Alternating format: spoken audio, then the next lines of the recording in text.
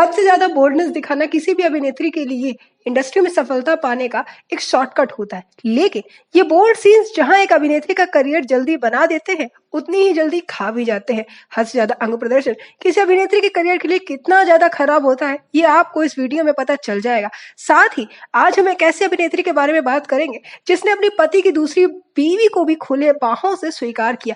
In fact अपने पति के फैमिली को भी उसने खुद ही मनाया कि वो अपने हस्बैंड को दूसरी शादी करने दे। फिर आखिर क्यों इस बीवी ने आत्महत्या करने की कोशिश करी, और आखिर क्या है इसके करियर की बर्बादी का कारण कि अपने पीक पर होने के बावजूद, बड़े बड़े दिग्गजों से काम करने के बावजूद आज इस अभिनेत्री को कोई नहीं जानता है। इसे सिर्फ और सिर्फ एक स्कैंडलस वाइफ के तौर पर जाना जाता है और एक सुपरस्टार बीवी के तौर पर।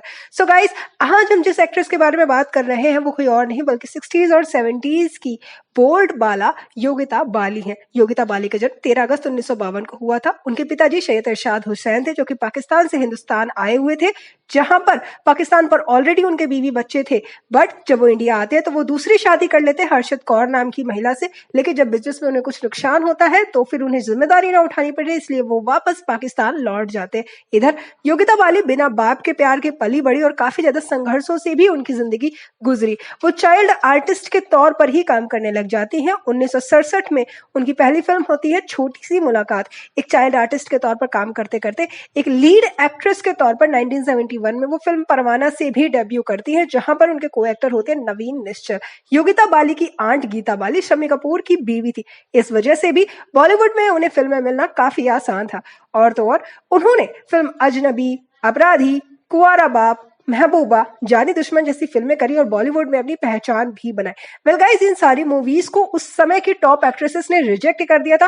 कारण था बोल्डनेस। मगर योगिता बाली ने कोई भी हिचकिचाहट नहीं दिखाई और उन्होंने खूब अंग प्रदर्शन किया। उनका खूब ऑब्जेक्टिफिकेशन हुआ और इस वजह से काफी सारे प्रोड्यूसर्स ने उन्हें सिर्फ और सिर्फ मसाले के तौर पर इस्तेमाल किया, जो आइटम सॉन्ग में लटके झटके लगाने के लिए जानी जाती हो। और इस वजह से कभी भी उन्हें एक हीरोइन के तौर पर पहचान नहीं मिल पाई। उन्होंने एक से बढ़कर के एक फिल्में दी, जैसे कि मेम साहब, समझौता, झील के उस पार, धमकी, नागिन, चाचा भतीजा। बावजूद इसके वो कभी भी रेखा, जीनत अमान, हेमा मालिनी और रीना रॉय की रेस में शामिल नहीं हो पाई। हालांकि उन्होंने अमिताभ बच्चन, देवानंद, राजेश खन्ना, संजीव कुमार जैसे दिग्गजों के साथ काम भी किया था।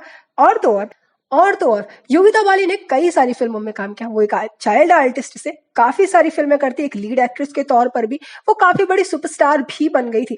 लेकिन एक कैरेक्टर न निभाने की वजह से उन्हें कभी भी एक बड़ी अभिनेत्री के तौर पर पहचान नहीं मिल पाई। हालांकि गाइस, वो अपनी प्रोफेशनल लाइफ से ज्यादा विवादित पर्सनल लाइफ की वजह से सुर्खियों में रहती है, क्योंकि योगिता बाली ने 2 शादी की थी। वेल गाइस, फिल्म जमुना के तीर के दौरान वो किशोर कुमार के प्यार में पड़ जाती है। किशोर कुमार उम्र में उनसे 20 साल बड़े होते हैं, लेकिन प्यार ये सब कहाँ देखता है। और इसीलिए जब योगिता की माँ शादी के खिलाफ होती हैं तो वो किशोर कुमार से चोरी छिपे शादी भी कर लेती हैं।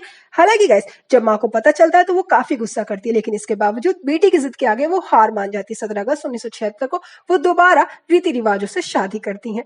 किशोर कुमार ने एक फिल्म बनाई थी शाबाश डैडी। ये फिल्म उनकी रियल लाइफ स्टोरी पर आधारित थी, जिस फिल्म में किशोर और योगिता दोनों ने ही काम किया था। शादी के बाद भी योगिता काम कर रही थी, लेकिन ये शादी 2 साल ही टिक पाई, ज्यादा नहीं। कारण था दोनों के बीच में 20 साल का अंतराल था, जिस गैप को उनका प्यार नहीं भर पाया। किशोर कुमार ने कहा कि योगिता कभी भी शादी के लिए सीरियस नहीं थी, वो कभी भी मुझसे प्यार नहीं करती थी, वो एक परफेक्ट वाइफ नहीं थी, क्योंकि कहीं ना कहीं वो हमेशा अपनी माँ की शिकायत लेकर के मुझसे आती थी, जो चीजें एक वाइफ नहीं करती हैं, और इसीलिए उनके इस बचपने की वजह से शादी नहीं चल पाई।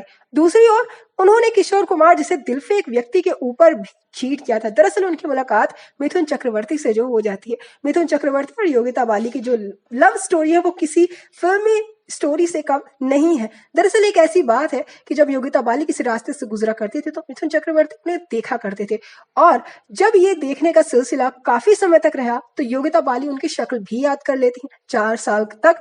फिर मिथुन दा उनकी जिंदगी से गायब हो जाते हैं।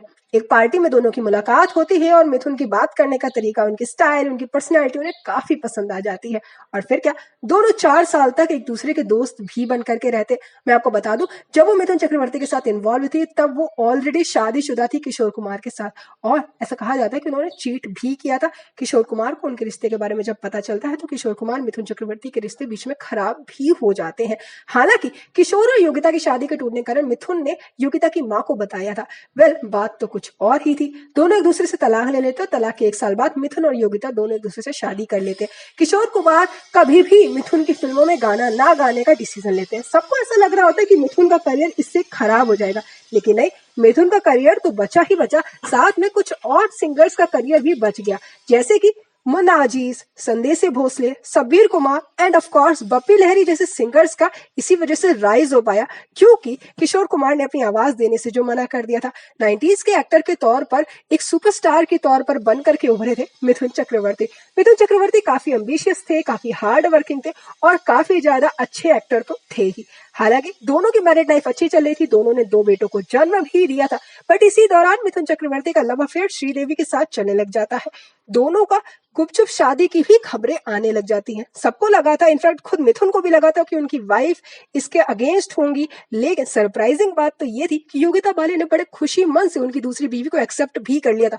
खुद मिथुन चक्रवर्ती ने अपनी ऑटोबायोग्राफी में इस बात का जिक्र किया है कि जब योगिता को पता चला इस बारे में, तो योगिता ने कभी भी मुझसे कोई सवाल नहीं पूछा, उसने कभी भी हमारे घर में इस वजह से कोई भी कलेश नहीं किया। इनफैक्ट मिथुन के फादर ने अपने खुद के बेटे को डिसोन करने का डिसीजन ले लिया था, अपने इकलौते बेटे को छोड़ने का डिसीजन ले लिया था। वो नहीं चाहते थे कि उनका बेटा 2 शादियां करे, लेकिन उनकी बीवी योगिता ने ही उनके पिताजी को मनाया। उन्होंने कहा कि जब मैं इस शादी को एक्सेप्ट कर सकती हूँ तो आपको क्या प्रॉब्लम है। कई सारे इंटरव्यूज में भी योगिता ने इस बात को कहा कि मुझे इस शादी से कोई डिसीजन नहीं, मैं अपने हस्बैंड की खुशी में खुश हूँ। वही दूसरी तरफ मिथुन चक्रवर्ती की दूसरी बीवी श्रीदेवी, जो कि ऑलरेडी वैसी ही एम्बिशियस थी जैसे कि मिथुन चक्रवर्ती, इस वजह से उनका रिश्ता कभी भी लंबे समय तक चल ही नहीं सकता था। श्रीदेवी को मंजूर नहीं था कि मिथुन चक्रवर्ती दोहरी जिंदगी जिए और 2 बीवियों के साथ जिए। उन्होंने कहा कि वो अपनी पहली बीवी को तलाक दे दे, लेकिन मिथुन तलाक देने को तैयार नहीं थे और इसीलिए श्रीदेवी उन्हें छोड़ करके बोनी कपूर से शादी कर लेती हैं। हालांकि मिथुन चक्रवर्ती अपनी बीवी के इस रवैये से काफी खुश थे कि उन्हें दोहरी जिंदगी जीने का मौका जो मिला था। वेल गाइस, इसके बाद मिथुन चक्रवर्ती योगिता के करीब भी आ जाते हैं। इसी दौरान योगिता हॉस्पिटलाइज्ड हो जाती हैं कुछ पिल्स के साइड इफेक्ट्स की वजह से, और मीडिया इस बात को इस तरीके से उड़ाती है, कहती है कि वो अपने हस्बैंड की दूसरी शादी की वजह से आत्महत्या करने की कोशिश करती है, बल्कि बात ये नहीं थी गाइस। हालांकि मिथुन और योगिता की शादी अच्छी चल रही थी, वो दोनों अपने तीसरे बेटे को भी जन्म देती हैं जिसका नाम होता है नमांशी। योगिता भले ही एक स्टार रह चुका, लेकिन तब भी वो घर में एक नॉर्मल हाउसवाइफ की तरह रहती थी। ये दावा है मिथुन चक्रवर्ती के दोस्तों का। वो एक नॉर्मल बंगाली महिला की तरह साड़ी पहनती और अपने परिवार का ध्यान रखती, जो सच में काफी अमेजिंग था। वो शादी के बाद ही अपना करियर कुछ समय बाद छोड़ देती हैं। 1989 में फिल्म आखिरी बदला उनके करियर की आखिरी फिल्म भी होती है। इसके बाद वो 3 बेटों को जन्म देती हैं, एक बेटी को गोद भी ले लेती हैं और अपने करियर को अलविदा कह देती हैं। ऐसा नहीं है कि उन्हें ऑफर नहीं मिल रहे थे, उन्हें काफी ऑफर्स मिल रहे थे, डायरेक्टर खुद घर पर आते थे, लेकिन वो खुद ही इन ऑफर्स को ठुकरा दिया करती थी। योगिता बाली पार्टीज में और बॉलीवुड की लाइमलाइट वाली दुनिया से काफी दूर रहती हैं और सिर्फ अपने घर में बच्चे और पति के साथ ही रहती हैं और सुकून से वो अपनी एक नॉर्मल हाउसवाइफ वाली जिंदगी को जी रही हैं, एंजॉय कर रही हैं। वहीं अगर हम मिथुन चक्रवर्ती के बच्चों की बात करें तो उनके सबसे बड़े बेटे महाअक्षय ने फिल्म हॉन्टेड से डेब्यू किया था, मगर उनका कोई करियर नहीं चल पाया। वहीं उनके सबसे छोटे बेटे नमांशी चक्रवर्ती ने भी 2023 में film bad boys of Bollywood में डेब्यू किया, जो कि फ्लॉप हो गई। मिथुन चक्रवर्ती भले ही सुपरस्टार रहे हों, लेकिन उनके बच्चे बॉलीवुड में कभी भी अपनी जगह नहीं बना पाए। वेल, आज मिथुन चक्रवर्ती और योगिता बाली को बॉलीवुड के आइडियल कपल के तौर पर जाना जाता है। डू टेल मी गाइज, अगर आपने योगिता बाली की मूवीज देखी हो तो कौन सी मूवी आपको उनकी सबसे फेवरेट लगी हो।